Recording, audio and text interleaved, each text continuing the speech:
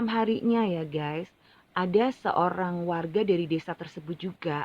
Jadi masih tetangga dari neneknya Sukowati yang baru saja pulang dari hajatan di desa sebelah gitu.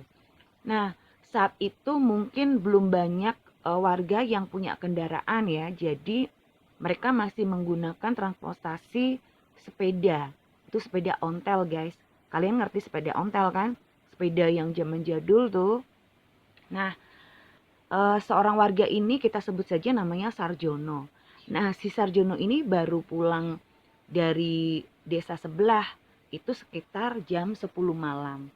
Saat dia lagi mengayuh sepedanya ya mau pulang ke rumahnya, dia tuh melihat ada sosok wanita berada di depannya dia gitu. Jadi depan waktu dia lagi jalan arah mau pulang, ada sosok wanita berjalan di arah depannya memakai baju batik.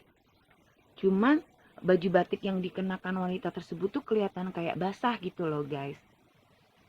Nah, karena mungkin penerangan dari jalannya saat itu ya, jadi jalan kampung yang di desa itu mungkin penerangannya itu belum kayak sekarang gitu yang terang benderang banyak lampu. Jadi mungkin masih minim penerangan lah intinya.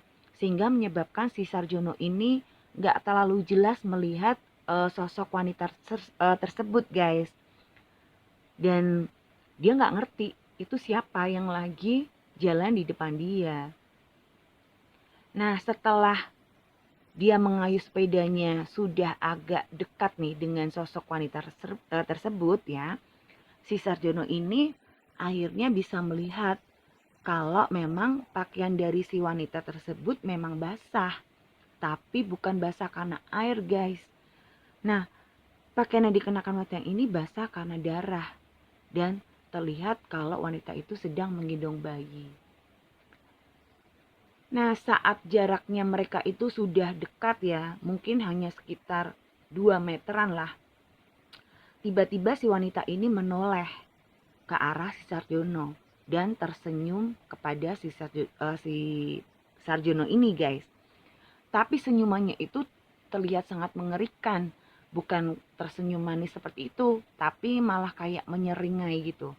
Bahkan sosok wanita ini sempat memanggil nama si Sarjono. Saat melihat wajah dari si wanita ini, sontak si Sarjono ini langsung berteriak karena ternyata sosok wanita yang ada di depannya adalah sosok Sukowati. Nah, gimana dia nggak berteriak ketakutan ya guys? Si Sarjono ini kan tahu kalau si Sukowati ini sudah meninggal 40 hari yang lalu. Bahkan waktu itu dia ikut memakamkan jenazah dari si Sukowati ini guys. Dan sekarang tiba-tiba si Sukowati itu berdiri di depannya sambil bawa bayi dengan kondisi berdarah seperti itu. Ya gimana nggak takut ya kan? Nah setelah menjerit ketakutan si Sarjono ini langsung lari guys dan meninggalkan sepedanya. Dia ngebiarin sepedanya tuh tergeletak gitu aja di tengah jalan.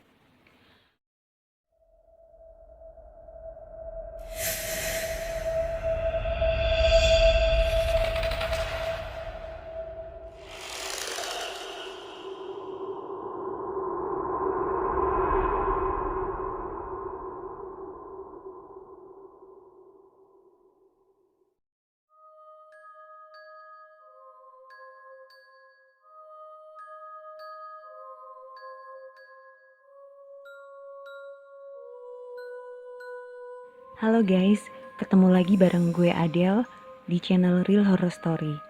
Dimana di channel ini akan menceritakan tentang kisah-kisah mistis berdasarkan pengalaman nyata atau real story.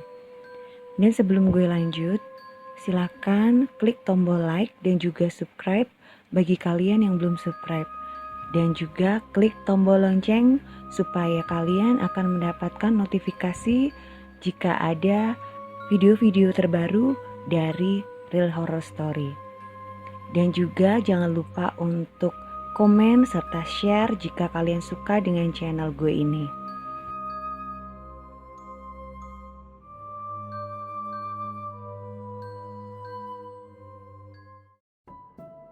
Halo guys, Real Horror Story kali ini sudah masuk di episode yang ke-44.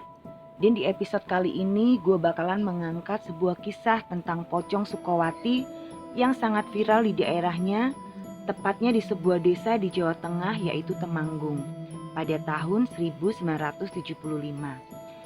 Nah, bagaimana kisah selengkapnya tentang pocong Sukowati ini? Kenapa si Sukowati bisa menjadi sosok pocong yang menghantui desa tempat tinggalnya? Kalau kalian penasaran, jangan kemana-mana, simak terus ceritanya, check it out. Cerita ini berawal sekitar bulan November ya di tahun 1973, di mana ada seorang gadis bernama Sukowati yang akhirnya harus tinggal bersama neneknya di sebuah desa di daerah Temanggung, Jawa Tengah. Nah, si Sukowati ini terpaksa harus tinggal bersama neneknya sejak dia menjadi yatim piatu setelah kedua orang tuanya meninggal dunia. Dan Sukowati ini adalah anak tunggal, sehingga dia tidak punya saudara yang lain selain neneknya tersebut, guys.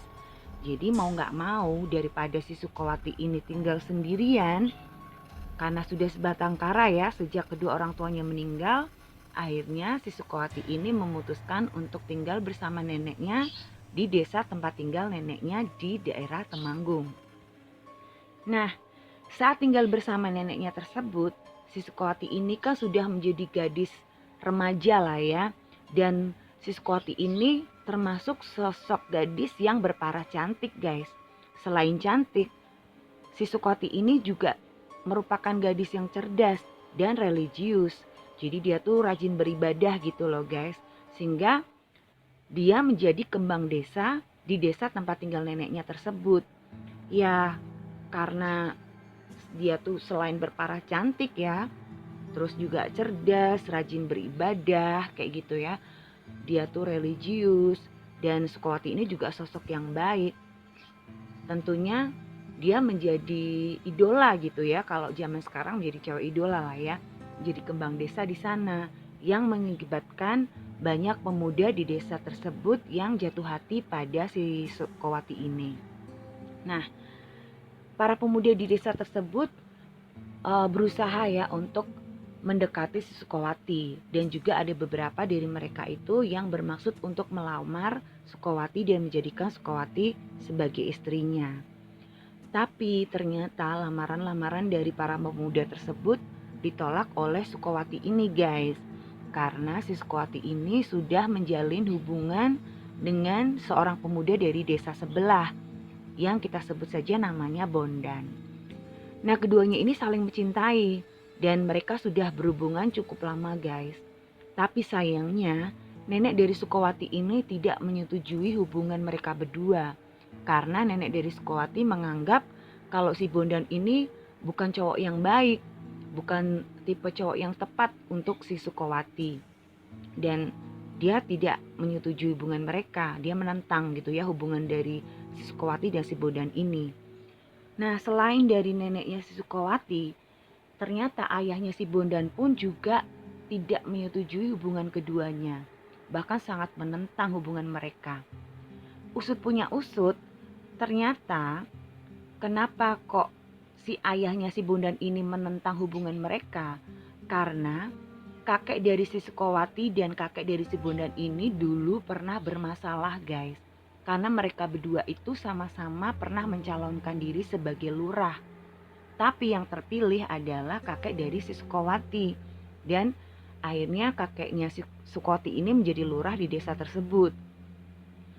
Nah, karena yang terpilih adalah kakeknya Sukowati, kakeknya si Bondan ini otomatis kalah dong ya. Dan itu menjadikan kedua kakek ini bermusuhan. Lah, itulah menyebabkan ayahnya si Bondan ini tidak merestui hubungan si Bondan dan Sukowati. Karena si ayahnya Bondan ini tahu kalau Sukowati itu adalah cucu dari orang yang menjadi saingan bapaknya dia gitu ya. Jadi bapaknya dari ayahnya si Bondan. Nah, hal itu juga yang mengakibatkan si neneknya Sukowati ini juga melarang Sukowati untuk berhubungan dengan Bondan. Karena dia tahu kalau Bondan itu adalah cucu dari orang yang menjadi rival dari almarhum suaminya. Nah, si kakeknya si Sukowati ini kan sekarang udah meninggal guys, jadi tinggal neneknya aja. Tapi kayak permusuhan itu jadi dendam keluarga gitu loh. Jadi ya tetap bermusuhan lah sampai detik itu. Dan itu yang menyebabkan kedua belah pihak keluarga ini sangat menentang hubungan dari Sukowati dan Bondan. Nah, sekitar tahun 74, si ayahnya Bondan ini memaksa Bondan untuk menikahi perempuan lain guys. Nah, karena si Bondan ini adalah tipe yang anak sangat menurut pada orang tuanya ya.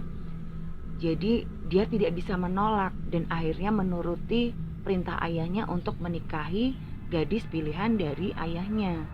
Dan dia tuh meninggalkan Sukowati gitu ya. Padahal si Bondan ini udah pernah berjanji pada Sukowati akan menikahi si Sukowati. Tapi nyatanya dia malah justru menikahi gadis lain pilihan dari orang tua si Bondan. Nah, si Sukowati ini setelah dia tahu bahwa Bondan itu ternyata menikah dengan gadis lain, tentunya sangat hancur hatinya. Dan dia jadi patah hati.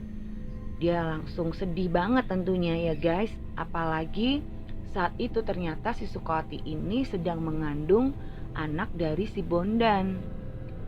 Tapi si Sukowati ini sepertinya tidak menceritakan kehamilannya itu pada siapapun. Ya mungkin karena dia takut atau bingung ya.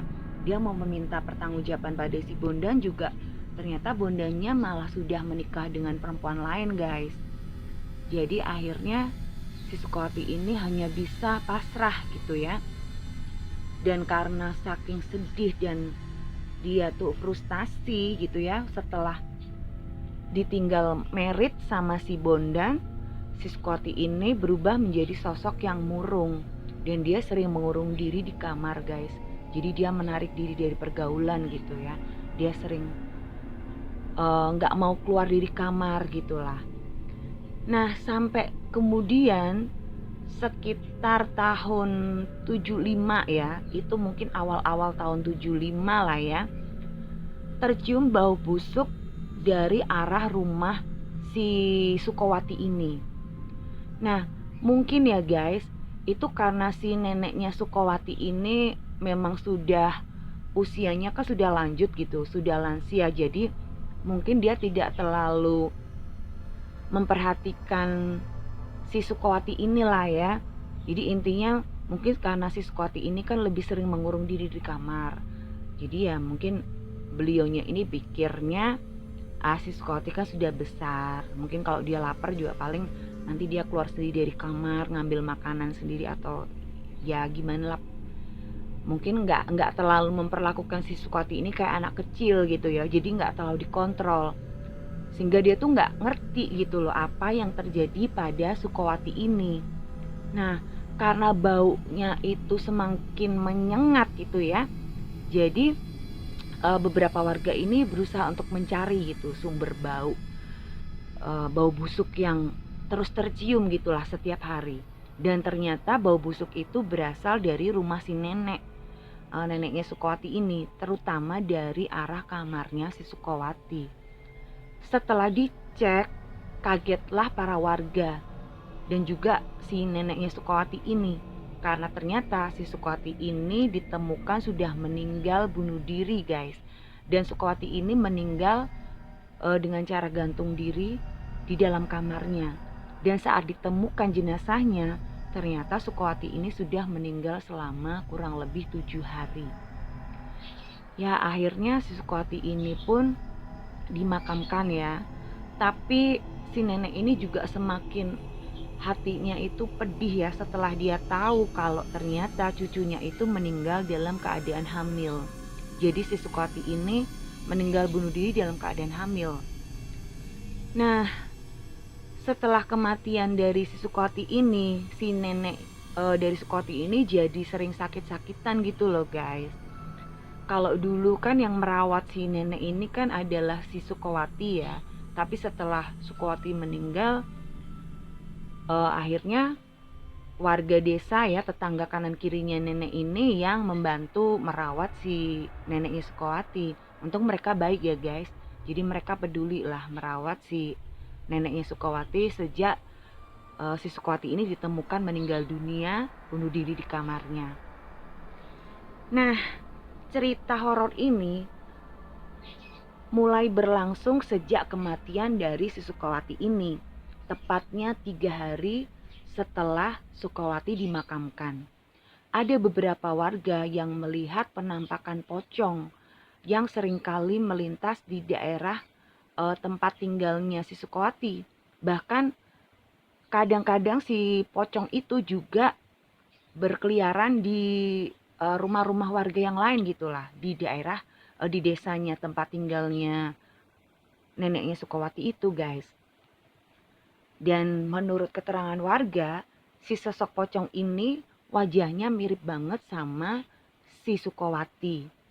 Bahkan sosok pocong ini seringkali mengetuk pintu rumahnya warga-warga gitu loh kalau malam. Pernah juga nih ya, ada salah seorang warga yang melihat sosok pocong itu sedang mengetuk pintu salah satu rumah warga. Tapi ngetuknya tuh nggak pakai tangan gitu loh guys, pakai kepala. Jadi kayak kepalanya tuh dibentur-benturin gitu. Tuk, tuk, tuk gitu. Ya kalau dipikir logika ya, itu pocong kan tangannya terikat lah. Pasti nggak bisa dong ngetuk pakai tangan ya kan. Jadi dia tuh kayak membentur-benturkan kepalanya gitu. Tapi nanti kalau pintunya dibuka, nggak ada siapa-siapa gitu. Cuman kalau yang pas lagi apes, ngelihat sosok pocong itu, mereka tuh melihat kalau sosok pocong itu wajahnya mirip banget sama si Sukowati. Kayak gitu guys. Nah, karena kejadian tersebut tentunya warga desa jadi heboh ya. Dan mereka mulai berkasak-kusuk gitu. Membicarakan tentang sosok pocong yang wajahnya mirip banget sama si Sukowati. Nah, sampai kemudian 40 hari ya setelah kematian dari si Sukowati ini, nenek Sukowati yang tadinya sakit-sakitan itu tiba-tiba kayak yang sehat gitu loh guys. Jadi dia tuh kayak yang udah seger gitu. Hari itu sore hari ya guys, mungkin sekitar jam-jam 4 atau jam 5 sore lah. Dimana saat itu ada beberapa warga yang sedang ngobrol-ngobrol lah, nongkrong di dekat musola yang ada di desa tersebut. Jadi warga tuh lagi kumpul-kumpul gitu lah, biasa kan kalau kayak emak-emak gitu ya, ngumpul-ngumpul lah, ngobrol gitu lah. Nah tiba-tiba mereka melihat si neneknya Sukowati ini berjalan tergopoh-gopoh menghampiri mereka sambil bawa tongkat gitu. Jadi si neneknya Sukowati ini kan jalannya udah pakai tongkat gitu kan. Nah si neneknya ini jalan ke arah mereka tuh dengan tergopoh-gopoh gitu. Terus warga desa ini bertanya kepada si neneknya Sukowati ini dalam bahasa Jawa. Wonten nopo mbah kok keseso? Ada apa mbah? Kenapa kok terburu-buru? Kata si warga tersebut. Lalu si neneknya Sukowati ini menjawab, Wati muleh. Dia ngomong kalau Wati itu pulang gitu. Nah warga jadi bingung, Wati siapa ya kan? Akhirnya mereka bertanya, Wati sinten mbah? Kata warga. Si neneknya menjawab, Wati, Sukowati putuku, deknen balik gowo bayi. Jadi si warga itu kan nanya, Wati siapa mbah? Dan akhirnya nenek Sukowati ini menjelaskan, Wati, Sukowati, cucuku. Dia pulang bawa bayi, katanya gitu. Nah, tentunya si warga jadi bingung dong. Kok Wati bisa pulang? Bukannya Sukowati sudah meninggal. Bahkan meninggalnya pun bunuh diri dan sudah dimakamkan. Dan dimakamkannya pun kan sudah 40 hari yang lalu. Masa bisa pulang bawa bayi pula ya kan? Nah tentunya si warga-warga itu kan nggak percaya gitu ya dengan keterangan dari si neneknya Sukowati ini. Terus si neneknya Sukowati ini mengajak para warga tersebut untuk datang ke rumahnya memastikan kalau memang cucunya itu pulang ke rumah sambil membawa bayi. Ya akhirnya para warga tersebut datanglah ke rumah si nenek Sukowati bersama neneknya Sukowati ini guys untuk memastikan benar nggak sih ada sosok yang katanya Sukowati itu pulang ke rumahnya dengan membawa bayi. Tapi setelah mereka sampai di rumahnya Sukowati, ternyata nggak ada tuh guys sosoknya si Sukowati ini. Tapi si neneknya Sukowati ini terus ngeyel gitu. Jadi dia bilang, mau ki ono ning kene, putuku ono ning kene, nggawa bayine. Jadi si nenek Sukowati ini bilang, tadi dia ada di sini. Cucuku Sukowati ini tadi pulang bawa bayinya. Begitu keterangannya si nenek Sukowati. Tapi ya memang kenyataannya nggak ada sosok Sukowati di situ. Jadi para warga ya tetangga dari si neneknya ini ya mengira kalau si neneknya Sukowati ini sudah mulai pikun guys. Jadi sudah mulai halusinasi gitu loh. Mungkin karena dia saking sedihnya kehilangan Sukowati, jadi masuk ke demensia gitu ya, kayak pikun terus halu, menganggap bahwa cucunya tuh pulang ke rumahnya sambil membawa bayi. Kan memang Sukowati ini meninggal dalam keadaan hamil ya, dia ditemukan meninggal bunuh diri dan dalam kondisi hamil. Jadi mungkin ya karena faktor usia juga udah lansia dan mungkin sudah masuk masa pikun juga, sehingga para tetangganya itu menganggap kalau nenek Sukowati ini hanya halu. Meskipun si neneknya ini terus bertahan ya, dia terus ngeyel bilang kalau cucunya itu memang benar-benar pulang gitu ke rumahnya sambil membawa bayinya. Tapi yang nggak ada warga yang percaya guys, karena memang kenyataannya di rumahnya nggak ada siapapun selain nenek si Sukowati ini. Nah, malam harinya ya guys, ada seorang warga dari desa tersebut juga. Jadi masih tetangga dari neneknya Sukowati yang baru saja pulang dari hajatan di desa sebelah gitu. Nah, saat itu mungkin belum banyak warga yang punya kendaraan ya. Jadi mereka masih menggunakan transportasi sepeda. Itu sepeda ontel guys. Kalian ngerti sepeda ontel kan? Sepeda yang zaman jadul tuh. Nah, seorang warga ini kita sebut saja namanya Sarjono. Nah, si Sarjono ini baru pulang dari desa sebelah itu sekitar jam 10 malam. Saat dia lagi mengayuh sepedanya ya mau pulang ke rumahnya, dia tuh melihat ada sosok wanita berada di depannya dia gitu. Jadi depan waktu dia lagi jalan arah mau pulang, ada sosok wanita berjalan di arah depannya memakai baju batik. Cuman baju batik yang dikenakan wanita tersebut tuh kelihatan kayak basah gitu loh guys. Nah, karena mungkin penerangan dari jalannya saat itu ya, jadi jalan kampung yang di desa itu mungkin penerangannya itu belum kayak sekarang gitu yang terang benderang banyak lampu. Jadi mungkin masih minim penerangan lah intinya. Sehingga menyebabkan si Sarjono ini nggak terlalu jelas melihat sosok wanita tersebut guys. Dan dia nggak ngerti itu siapa yang lagi jalan di depan dia. Nah setelah dia mengayuh sepedanya sudah agak dekat nih dengan sosok wanita tersebut ya, si Sarjono ini akhirnya bisa melihat kalau memang pakaian dari si wanita tersebut memang basah, tapi bukan basah karena air guys. Nah, pakaian yang dikenakan wanita ini basah karena darah dan terlihat kalau wanita itu sedang menggendong bayi. Nah, saat jaraknya mereka itu sudah dekat ya, mungkin hanya sekitar 2 meteran lah. Tiba-tiba si wanita ini menoleh ke arah si Sarjono dan tersenyum kepada si Sarjono ini guys. Tapi senyumannya itu terlihat sangat mengerikan. Bukan tersenyum manis seperti itu, tapi malah kayak menyeringai gitu. Bahkan sosok wanita ini sempat memanggil nama si Sarjono. Saat melihat wajah dari si wanita ini, sontak si Sarjono ini langsung berteriak karena ternyata sosok wanita yang ada di depannya adalah sosok Sukowati. Nah, gimana dia nggak berteriak ketakutan ya guys? Si Sarjono ini kan tahu kalau si Sukowati ini sudah meninggal 40 hari yang lalu. Bahkan waktu itu dia ikut memakamkan jenazah dari si Sukowati ini guys. Dan sekarang tiba-tiba si Sukowati itu berdiri di depannya sambil bawa bayi dengan kondisi berdarah seperti itu. Ya gimana nggak takut ya kan? Nah setelah menjerit ketakutan, si Sarjono ini langsung lari guys dan meninggalkan sepedanya. Dia ngebiarin sepedanya tuh tergeletak gitu aja di tengah jalan.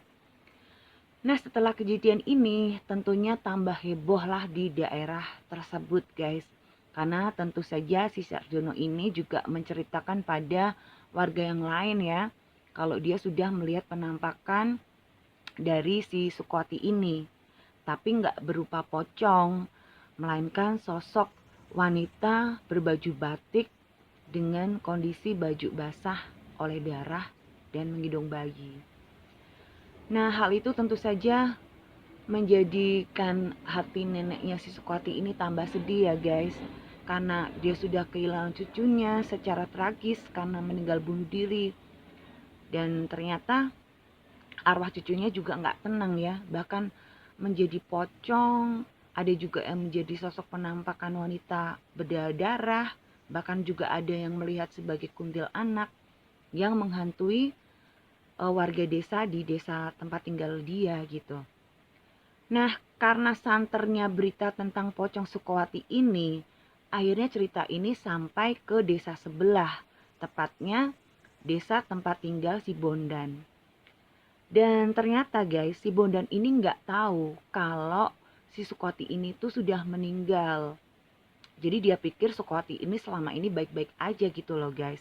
Bahkan dia tuh nggak ngerti kalau Sukowati itu ternyata sedang mengandung anaknya. Dan Sukowati ini meninggal karena bunuh diri dalam kondisi hamil 6 bulan.